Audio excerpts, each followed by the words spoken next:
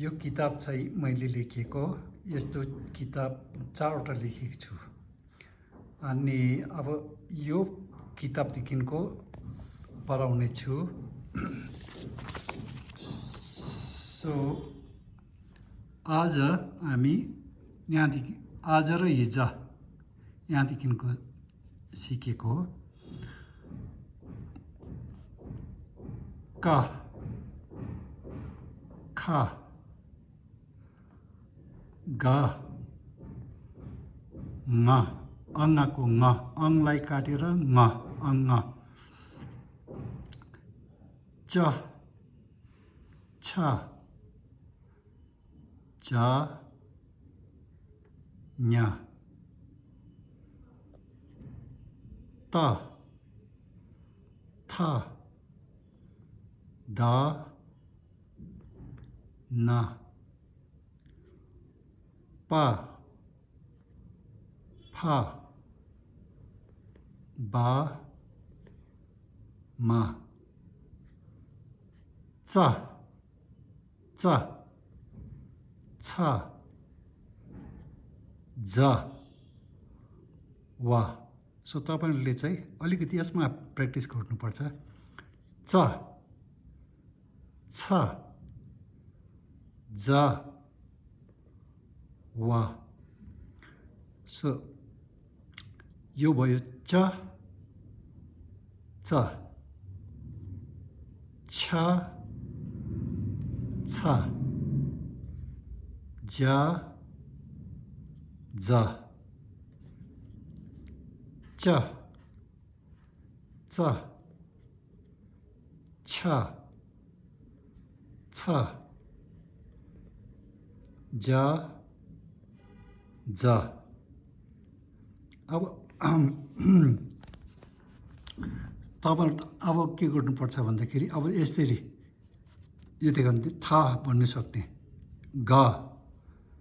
The त प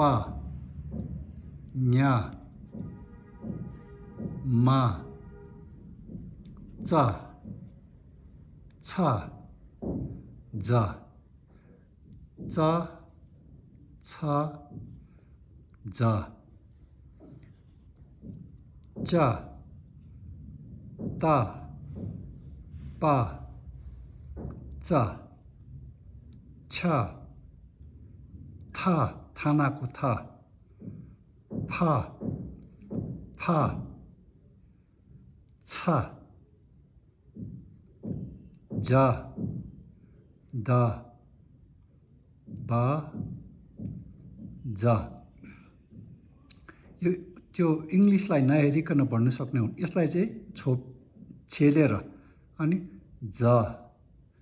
च ज छ च ब फ प द थ त ज छ च न ग ख क च त प च छ फ थ छ ख ग ज द ब ज व म न ञ ङ यसरी यो अक्षरलाई देख्नु बित्तिकै उच्चारण गर्न सक्ने भन्नु सक्ने हुनुपर्छ अब जस्तै तपाईले यो देख्नु भयो ङ भन्नु सक्नु तुरुन्तै देख्नु बित्तिकै ङ भन्नु सक्ने ज फ छ ब छ ज चा था पा nga ma na da ba za za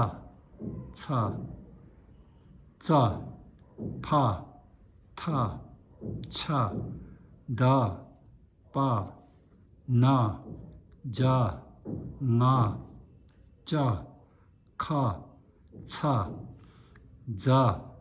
ja za ja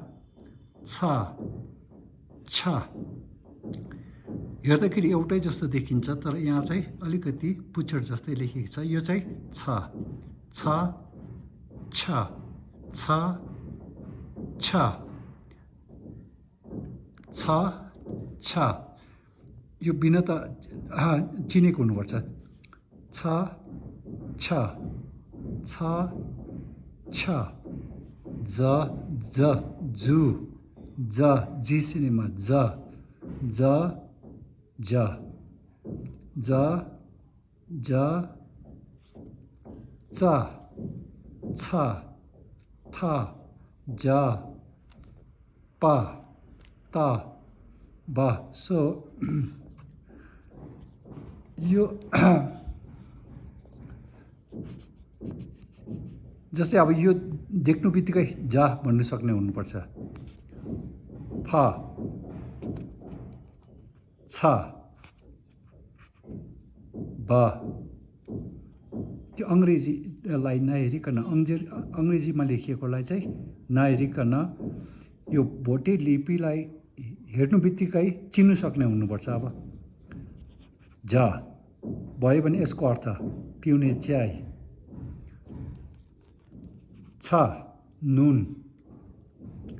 salt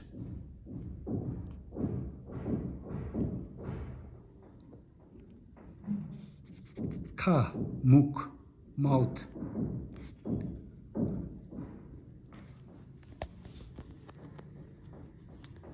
so यसरी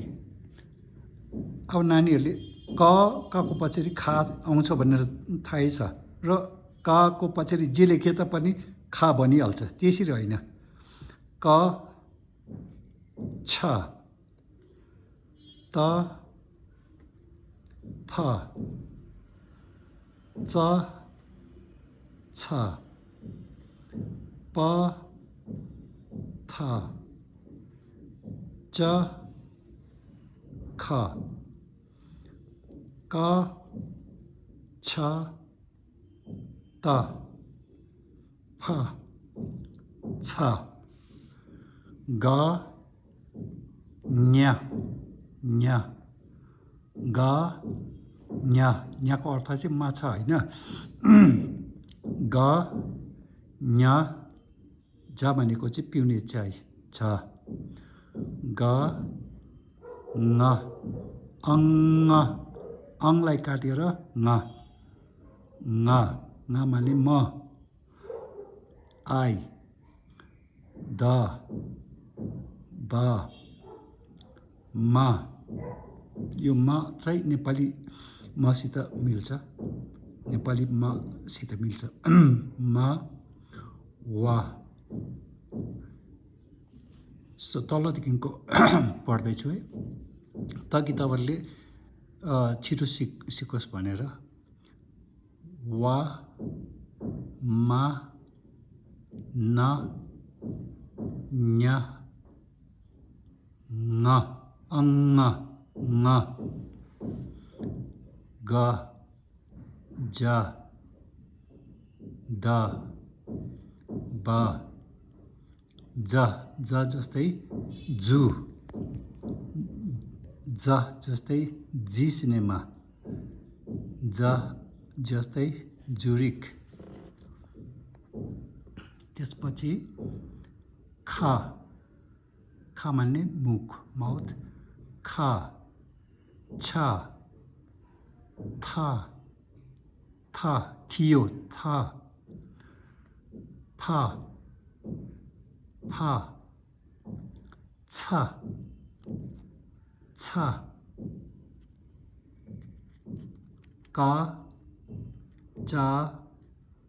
ता पा चा सो तपाईँहरूले चाहिँ यसमा अलिकति प्र्याक्टिस गर्नुपर्ने च छ ज च छ ज ज छ च अनि यसको पछि जुन चाहिँ आउँछ त्यो चाहिँ भोलि सिकाउने छु. Have a good day. See you tomorrow. Sangin Jelyong.